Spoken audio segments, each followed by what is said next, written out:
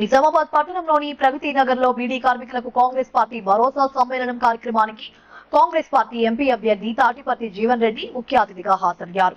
ఈ సందర్భంగా జీవన్ రెడ్డి మాట్లాడుతూ బీడీ పరిశ్రమ బలోపేతం కావాలని, ఆడబిడ్డలకు ఆత్మస్థైర్యాన్ని నింపి అండగా ఉండే పార్టీ కాంగ్రెస్ పార్టీ అని పేర్కొన్నారు. కటౌట్ డేట్ లేకుండా 2000 రూపాయలకు మరో 2000 కలిపి 4000 రూపాయల బీడీ పెన్షన్ కాంగ్రెస్ పార్టీ ఇవ్వనుందని ప్రకటించారు.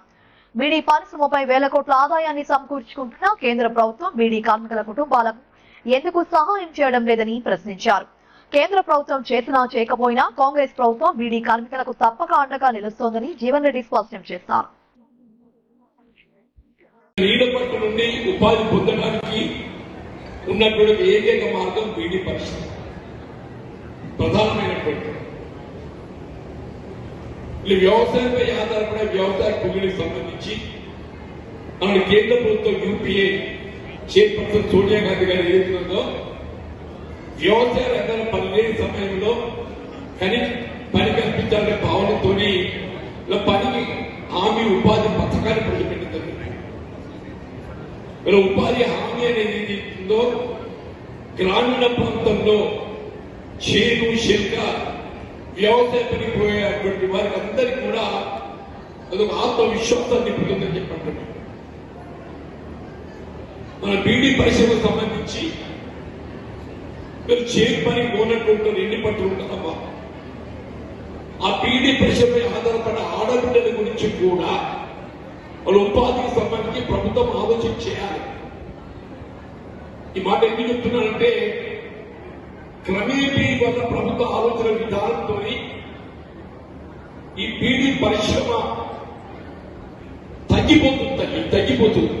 కారణం ఏదైనా వీళ్ళ కేంద్రంలో ఎప్పుడైతే ఎన్డీఏ ప్రభుత్వం భారతీయ జనతా పార్టీ అధికారానికి వచ్చిందో బీడీ పరిశ్రమను కేవలం ఆదాయ మార్గాన్ని ఎంచుకుంటుంది.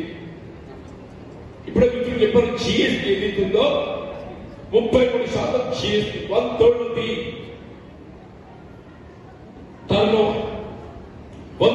Turnover GST.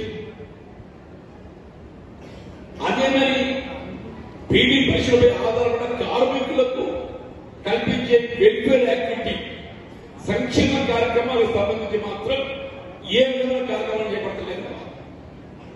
మన కూలీ వేతనం తల్లి వీళ్ళ పేరు 230 రూపాయలు కదమ్మా. కానీ నాకు తెలిసి ఏ ఆడబిడ్డ కూడా రోజుకు 230 పడుతున్నాయని చెప్పని నేను భావిస్తున్నానమ్మా. 1000 బీడీ చేస్తే 230 వస్తాయి.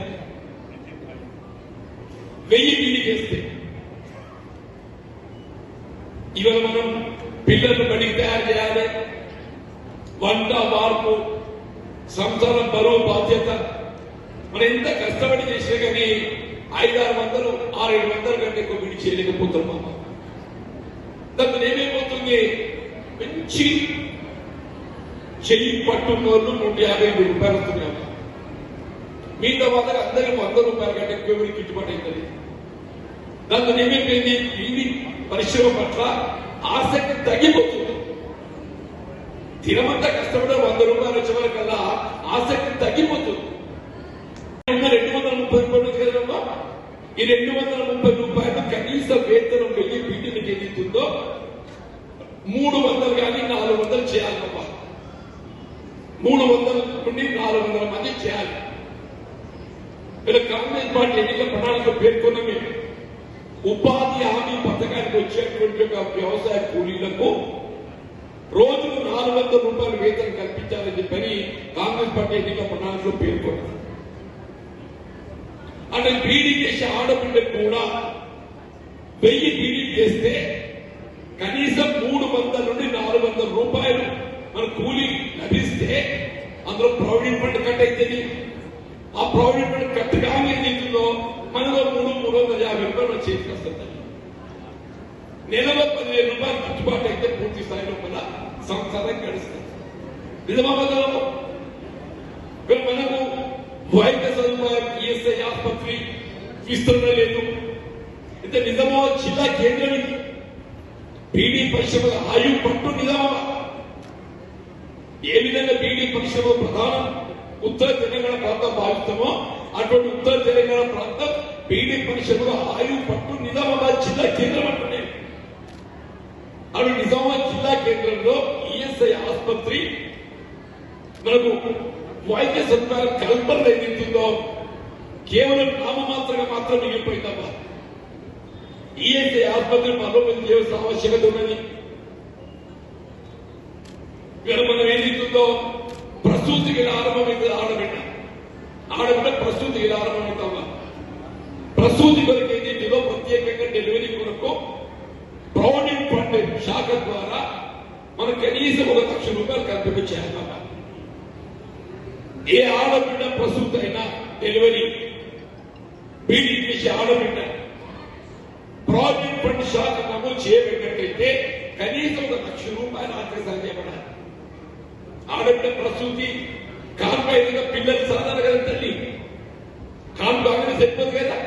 కాన్పై తినాలి, పిల్లలు దాదాలి, పిల్లలు దాని వల్ల పోషణ కావాలి, వాళ్ళ ఆరోగ్యం పెట్టాలని చెప్పంటున్నా, వీళ్ళని చూడాలని చెప్పేట్టు మనకు ఆర్థిక సహకారం కావాలి కదా. నువ్వు బీడీ ప్రశ్న మీది వాళ్ళు ఏదైతుందో వేల కోట్ల ఆదాయం సమకూర్చుకుంటుంది కేంద్ర ప్రభుత్వం. మరి ఆడబిడ్డలకు ఎందుకు సహాయం చేయకూడదని చెప్పట్టు నేను అట్లే వాళ్ళ చదువు విద్య ప్రధానంగా చేయకుండా బీడీ పరిశ్రమపై ఆధారపడి ఆడబిడ్డల పిల్లల పనికి ఏదైతుందో ఇలా రాష్ట్ర ప్రభుత్వం గురుకుల ఆశ్రమ పక్షాలు ఉంటాయి. రెసిడెన్షియల్ స్కూల్స్ ఏదైతుందో ఒక 5% చేరిక మా బీడీ కార్మికుల పిల్లలకు రిజర్వేషన్ చేయాలి. గురుకుల ఆశ్రమ పాఠశాలల్లో చేరిక అడ్మిషన్ ప్రక్రియ ఒక 5 నుండి 10% ఏదైతుందో మన బీడీ కార్మికుల పిల్లలకు రిజర్వ్ చేయాలి.